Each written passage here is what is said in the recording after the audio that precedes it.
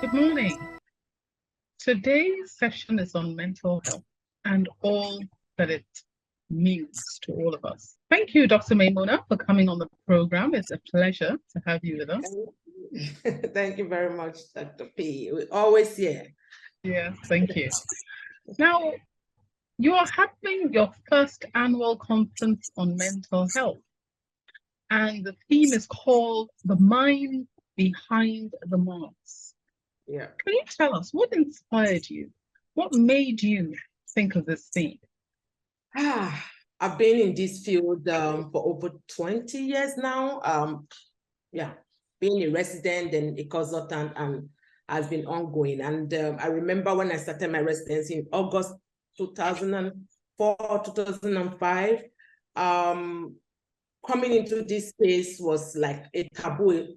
The stigma, it was more than now, because we are talking about it now. And I also remember very vividly that when I told I was already married and I've already had my first child. And I remember telling my parents I want to come into this field. My dad called a family meeting and said, there's nobody that's mad in our family. So why do I want to do psychiatry? Like, how can you spend money on this girl? And now she wants to make me a mad doctor's father. So I remember that vividly, and siblings came, and because I was already married, they dragged my husband into it, who woke me up one day in the middle of the night. Just listen to your dad, there's pediatrics, there is OBGYN. I said, no, this is psychiatry, this is mental health, and this is what I really want to do. And that has been my story. And of course, with the advent of social media, which I see it was a significant push in the movement of mental advocacy for me, I just started putting up things out there, just teaching people, making it more fun, bringing humor into it, letting people know that mental health is as important as our physical health. Is it a woven? Is it a wine? You cannot take it out. But the truth is that people want to see you bleed or have a fracture like physical health, but it's not like that. And that advocacy has been ongoing. But at a point, I remember that I said, look, I have done a lot of seminars, I've done workshops, I've done a lot of trainings, I've trained thousands of people directly, indirectly. My advocacy has reached millions of people globally. It's high time I sit down and say, look, let us have an annual conference. But of course, with COVID, all hopes dashed. But when will it always be the right time? And I said, look, this is 2023, whatever it takes, whatever it's going to be, let it be. And so that's why 2023 kind of became like a significant year for me to speak. I'm not going to take stretch me the way it's stretching me right now with all I thought that I made a post last week and said, if I'll get back to you is one block, I will have built a post office right now, because all there's just so much, but it's always like that. So yes, so that's why I say, look, it's high time we just have a time to all sit in one place, talk about things that matter to us. And the theme for the year was inspired by that, because now, always when we ask people, how are you? We just assume they're fine. Let's unmask in this conference. That's the mind behind the masks. We all wear masks, and it comes in different sizes and shapes and colors. Let's unmask. Let's have that safe space where we can talk about all the things happening to us in different forms, in different varieties, and knowing that we are all in it together. This is just so important. We talk about physical health, and everybody understands physical health, but nobody understands mental health. And it's, there's just so much that is also in that basket called mental health. Stemming from when a person is just stressed, to a person who's really got something like PTSD, to all of the issues with bipolar, schizophrenia, psychosis. And so the truth is that they say a lot of people are suffering from mental health. Yeah. But what is it? You see, because when you talk to the layperson is afraid. The layperson thinks mental health is the extreme. The psychotic person they see on the street, the schizophrenic they hear has shot somebody, has stabbed somebody, has killed somebody. And that's where the fear comes from. So can you explain to us the other kinds of mental health issues that are happening in the world today, so that people, to unpack that box, so people understand the spectrum and why they don't need to be afraid, and how, in fact, if they are suffering from it, they need to come out? I like the fact that you said it's a spectrum, and that is just what it is. It's a spectrum. Nobody stands in number one and just things that they are just in number one. You can move from 1 to 2, you can move from 2 to 10. It's a spectrum of mild, moderate, and severe. But we always want to talk about, is this even preventable as part of our health challenges? Yes, just like the way most of the physical health problems are preventable, mental health issues are preventable. So let's bring it down. What is for a layman on the street, for that person who doesn't even know what that word mental, because people want to, when they hear the word mental, they already say, oh, madness, polo, weary, all those things already come to their mind. They don't even want to know whether it's health or illness. So what is mental health? And how would we start beginning to understand that all of us have mental health as against the way we think the world is? So mental health, according to the World Health Organization, is the ability for an individual to realize his or her potentials in life. So the ability, they didn't say you must, they didn't say you should, it didn't say it would. It's saying the ability for an individual to, number one, realize your potentials in life. Number two, the ability to deal with the day-to-day stressors of life. Number three, the ability to work productively and fruitfully. And last but not the least, the ability to give back to the community, to give back to the society. Such a beautiful definition. But now when you hear the word, it's like it's synonymous with madness. Ability, have you realized, because some people don't even know their potentials.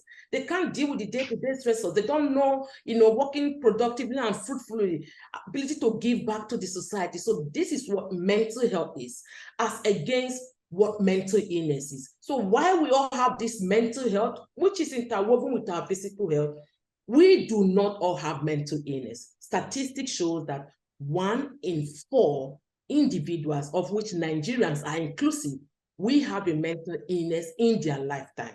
It may already be existing, it may be now with the way Nigeria is showing us shege, or it could be in the future because of what we call precipitating factors, stressors, financial issues, relationship challenges, economic problems, and all that. Or it could be predisposing factor because you come from a family where there's a positive family history of mental illness, come from a family where there was divorce, which wasn't absolutely your fault.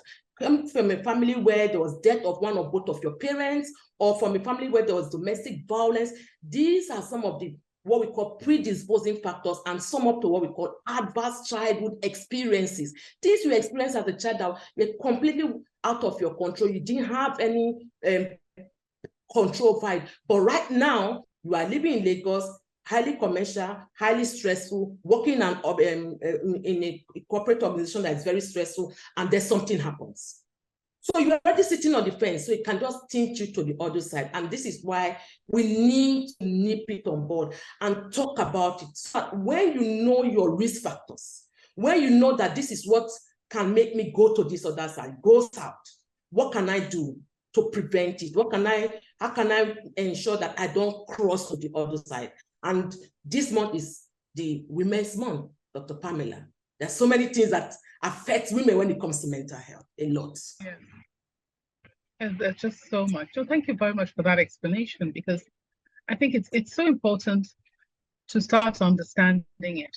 And I mean, you were talking about what we're all going through in Nigeria at the moment. It's been terrible. So many people have symptoms in the morning, they don't want to do anything. I said those are all signs of depression. And it's not surprising with the fact that you have no money, you can't buy things, your business is failing. There's so many businesses failing because of the lack of cash in the system. It's not just, some people are saying market women. No, nobody is buying anything. The economy is at a standstill. And so the impact, and for people thinking that, we're already the 3rd month of this year, I haven't made any money. Salaries, how do I pay my salaries? How do we even, we're not even talking about cash. We're talking about real money being, made available. There's just so much going on. Yeah.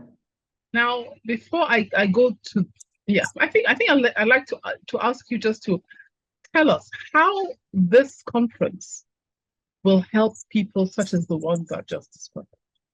So the top 3 most common mental health challenges globally, and including in Nigeria, because studies keep repeating the same thing: anxiety disorders, depressive disorders, and substance abuse. We have seen the way the NDLA team are fighting substance abuse, and it's so amazing. It's almost an epidemic in the country. We are still within the pandemic, and you see the rate at which people use drugs. But when you also look at the flip side, some people are using drugs because they want to medicate for depression. They didn't get into substance abuse because they love it, but because they felt sad, deeply sad, low energy level, no interest in things that ordinarily gives them pleasure. So they want to get out of that mode. And then somebody's introducing something to them, either because they are children or they are adolescents, which is very common amongst them, or you're even an adult, and then, oh, this drink makes you feel good. And before you know it's happening, you are crossing the line to tolerance, to dependence, then addiction comes in. So we are saying, let's come together. Is a one day enough for this conference? Absolutely no.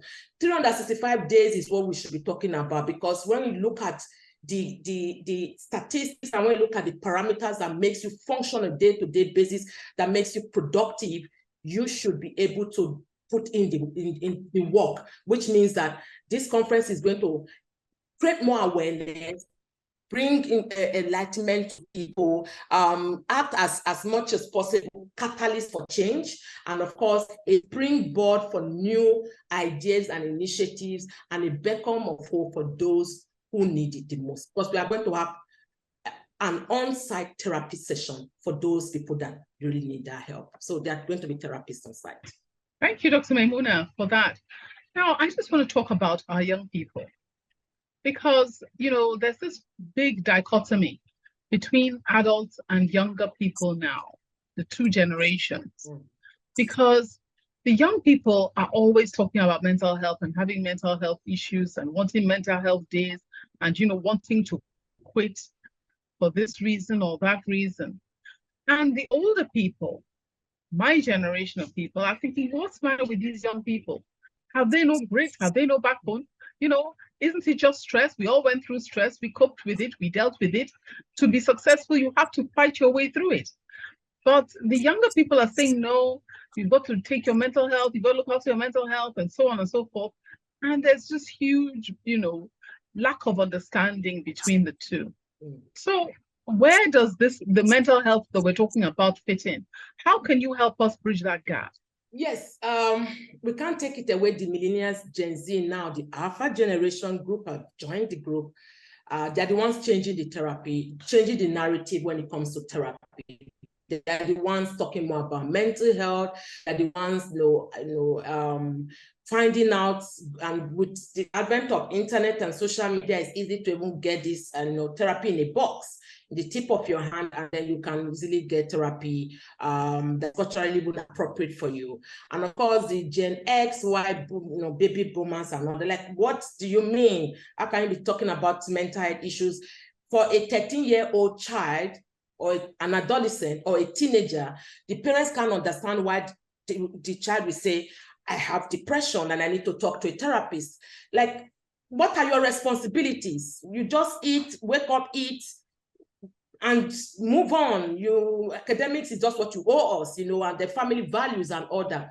We also need to understand that statistics are telling us from the World Health Organization, which is like the godfather of health, right? It's telling us that before 50% of all mental illnesses start before the age of 14.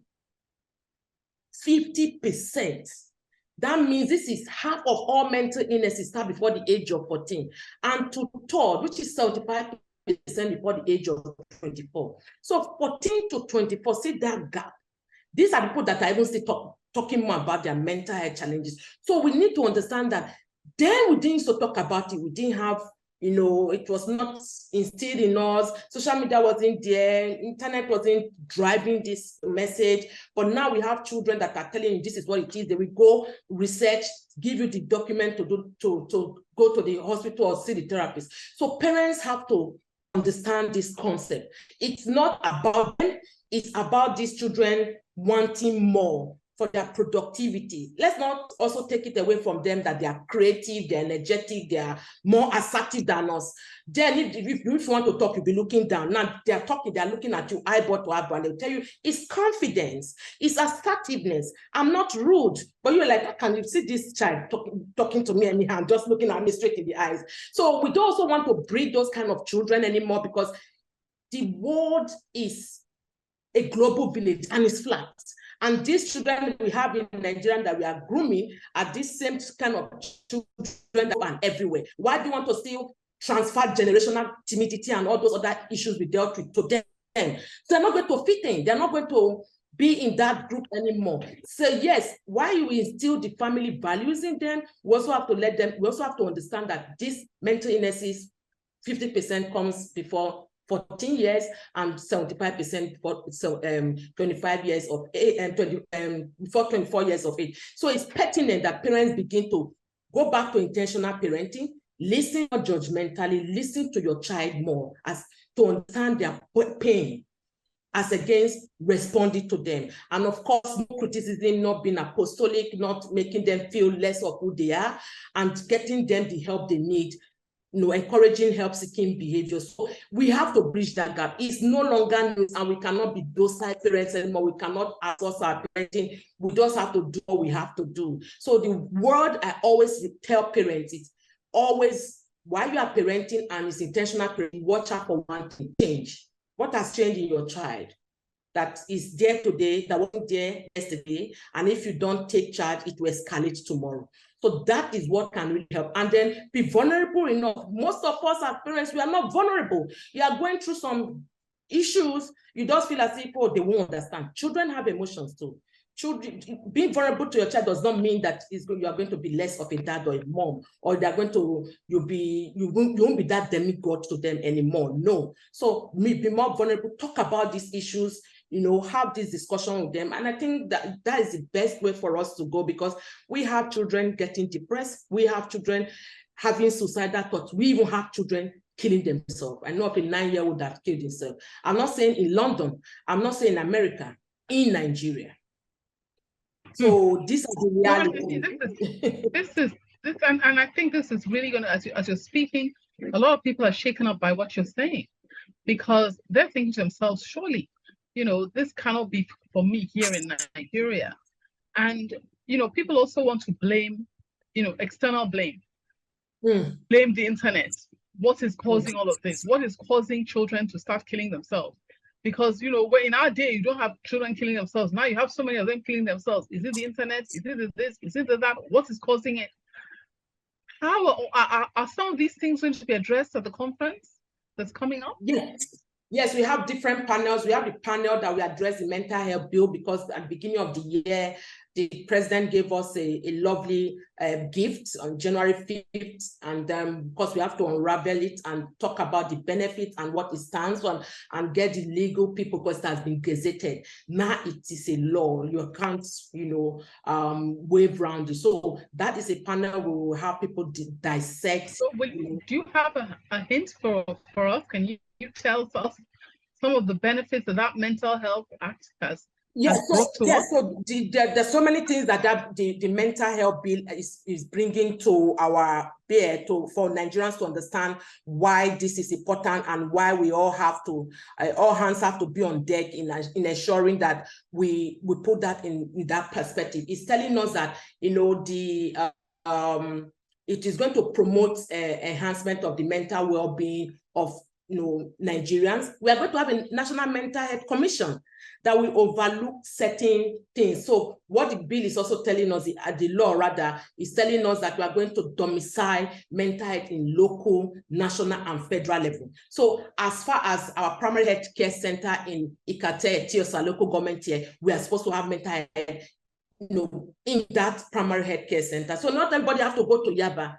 You can imagine everybody goes to Yaba every time they have issues. They are overwhelmed. And you and I know that there's an exodus, a tsunami of mental health workers or generally health workers out of the country. So domiciling it in different, every spectrum of the government is there. They protect persons with mental illness. So all this stigmatization, discrimination, and all those things is going to be protected. Of course, you know, the words that were in lunacy are idiots, lunatic, they've been expunged, because it just means that if you have a mental illness, then you are an idiot, you are a lunatic. And of course, there's that law that talked about the fact that you must go to the magistrate court to take, you know, request for a slip that will give your relative permission to be admitted. So those bureaucratic bottlenecks, all those things are taken away from it. And of course, the benefit of to criminalize abuse of persons with mental health and psychosocial disability. So it's very pertinent that we now know there's a law. So if something goes wrong, you know what to do and how to go about it. Because yes, we know that it will take time, because we have beautiful laws in Nigeria. Let's not even go there. We have beautiful, amazing laws. Implementation and execution has always been a problem. That's really great. And I want to say congrats to you, because I know you, Society of Psychiatrists, the Healthcare Federation of Nigeria, a distinguished Senator Laureate, they all had a key role to play in bringing this out after so many years, and it's been long overdue. So congratulations. It's coming to come and tell us how it did, because that was a bill in floor of the assembly for over 20 years, 2003, 2013. Then it came into power in 2019, got it into place, and he ensured that it passed it in this tenure. So we are really, I'm grateful for that, because people have been there and they promised us and they did all that, but it never came into limelight. So yes, we are really grateful that eventually came into limelight now. So implementation and execution is what we are all going to be working on. So the conference, we talk about it, but it's not going to just talk about it and move on. We are going to work with stakeholders and everybody that is, that needs to be, even people that with lived experience, NGOs, and how can we implement, how can we begin to sensitize and create awareness in our community so that people know that there's even a law. There's even a law. Then lawyers, of course, get more educated so that if there are issues, if somebody is reporting, and protect the people with mental illness in the workplaces. That is also very key. Before, because of you have a mental illness, they can just dismiss you. Now you can go to court, because that law is going to protect you. Why would they just dismiss you? On what grounds? Are you less productive than somebody who is hypertensive or diabetic? So those are the things that will sensitize and create awareness. Now, this has been a phenomenal discussion, and we could go on forever talking about it, but time is against us. We only have a couple of minutes left. So I just want to ask, who can come to this conference? Is it free? Do we have to pay?